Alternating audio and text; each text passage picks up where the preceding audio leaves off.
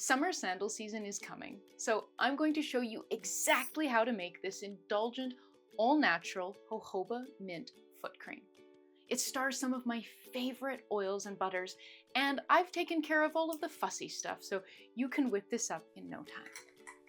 We'll kick things off with the heated oil phase, where all the moisturizing richness comes from. I'm going to make a 300-gram batch today, but I have included the full percentages in the description box below so you can scale it up or down depending on your container or your needs.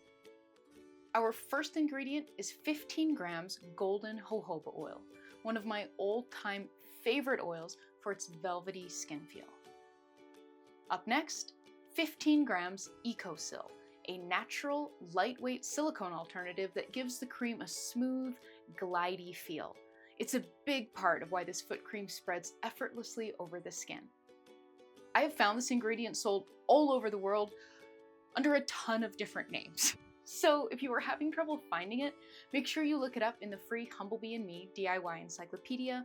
I have included a lot of links there to places to buy it all over the world. For even more richness, you'll need 24 grams shea butter. I'm using a naturally refined shea butter, so it doesn't smell like anything, but it still has a soft, creamy color. Mine has gone grainy, as you can see, but since we're melting it first, that's okay. To amp up the decadent, scoopable loveliness and really lean into the cream thing, you'll need 15 grams cetyl alcohol and 6 grams stearic acid. These are both fatty thickeners with different skin feels. Cetyl alcohol is really smooth and silky, while stearic acid is rich and creamy. And together, we get the perfect mix of velvety and slippy for a super luxurious texture. And lastly, 15 grams Olivem 1000. This is our emulsifier, the ingredient that makes oil and water turn from enemies into lovers. Olivem 1000 is an all-natural emulsifying wax. It's easy to use and one of the easiest to get natural emulsifiers out there.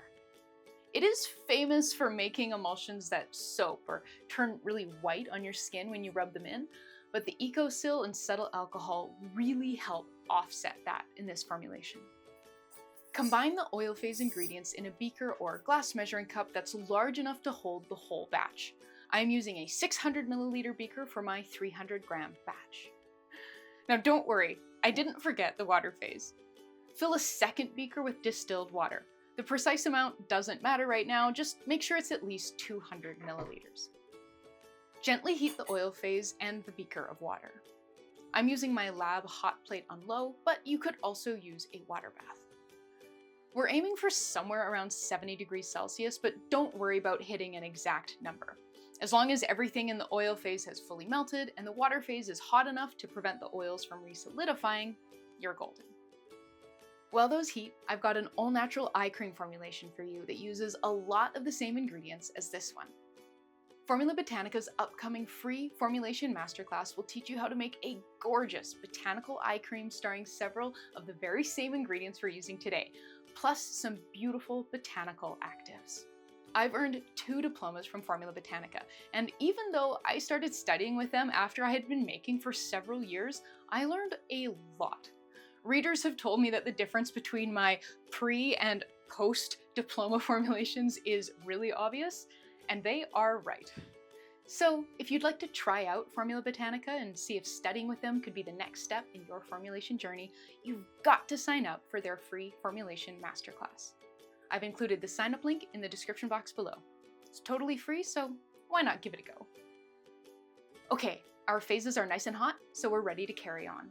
Take the oil phase off the heat, place it on your scale, and weigh in 182.4 grams hot distilled water. Stir to combine, and then grab your immersion blender. Blend for about a minute. As soon as you turn the blender on, you'll see the mixture turn creamy and opaque, and that's the emulsifying magic happening. It's tempting to keep blending until the cream starts to thicken, but if you do that, you'll end up whipping a bunch of air into it, resulting in a cream that soaps really, really badly and then collapses over time. So, after about 60 seconds, switch to hand stirring and stir gently and consistently as the emulsion cools. Because the finished cream is so rich and thick, you've got to be diligent here so you don't end up with a lumpy foot cream. Clumps will start to form on your spatula as the emulsion cools, so make sure you are scraping those off and reincorporating them, and really keep stirring until the cream is really thick and smooth and uniform. If you walk away and kind of just come back every few minutes to give it a stir, you're going to have a serious clumpy lump problem, and we don't want that. Once our emulsion has thickened up and cooled off, it's time for the cool down phase. Grab a small dish or beaker and weigh in 3 grams Geogard ECT. This is our preservative, and it's what keeps this foot cream from turning into a disgusting fuzzy green science experiment. Geogard ECT is a widely available natural preservative, often sold under other names like Preservative Eco, so when you're shopping for it, always double check the INCI name to make sure that you've got the right thing. I've been using Geogard ECT for years and have found it to be an effective preservative, but it does have 2 downsides. The first is that it smells like benzyl alcohol, which is the primary ingredient. It's a sort of chemically marzipan-y smell that I'm not crazy about. The second is that it really pulls the pH of formulations down, often to a not good for the skin anymore level. But I have built solutions for both of those problems right into this formula. Our next ingredient is 1.5 grams vitamin E. This is a fabulous antioxidant that adds both skincare benefits and helps delay oxidization in the formula. For that minty, foot-freshening punch, 2.1 grams mint essential oil. I'm using this gorgeous Sealy spearmint essential oil from Simply Ingredients, but peppermint would also be lovely. You can use a different essential oil if you want, just make sure it is safe for use at 0.7% in IFRA Category 5A products. I don't recommend going totally unscented here. The essential oil is what covers up the smell of the preservative, so if you don't have one, it's not really going to be unscented, it's just going to be scented like the preservative. And now for one of my absolute favorite, totally underappreciated ingredients, 6 grams of a 60% sodium lactate solution.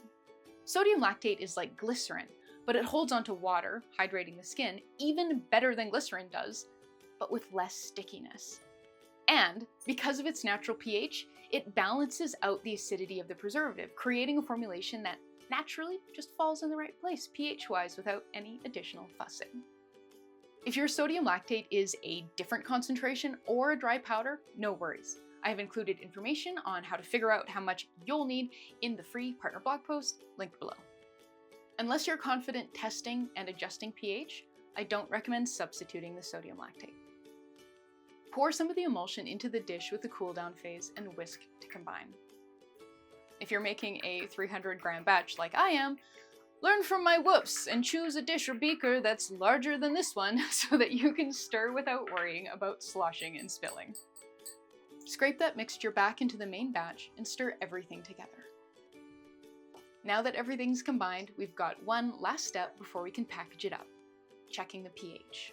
I've designed this formula to land in the perfect pH range all on its own, between 4.8 and 5 every time I've made it. So if you follow the formula exactly and don't have a way to test pH right now, you're probably good to go. But if you did make any tweaks, or you do have a pH meter, checking it is simple and it's a good habit to get into.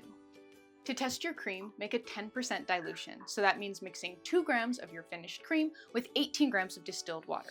Stir well and then dip in your pH meter. We want a final pH of 4.5 to 5.5, a range that's great for both your skin and the preservative. If your pH is too high, lower it with a drop or 2 of a citric or lactic acid solution, stir and retest.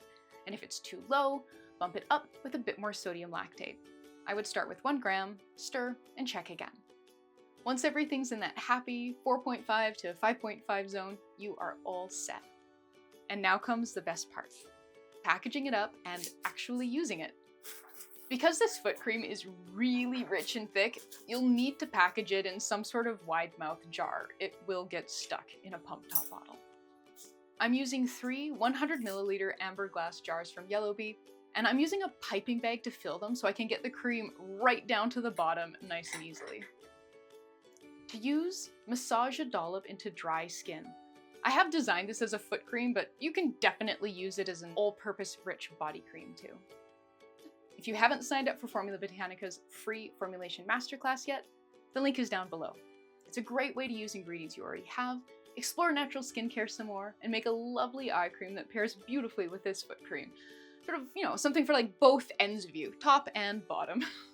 If you want to make something else with these ingredients, check out this formulation next. It's a lightweight facial lotion, and if you've got everything you need to make this foot cream, you've already got 2/3 of the ingredients that you'll need to make this one.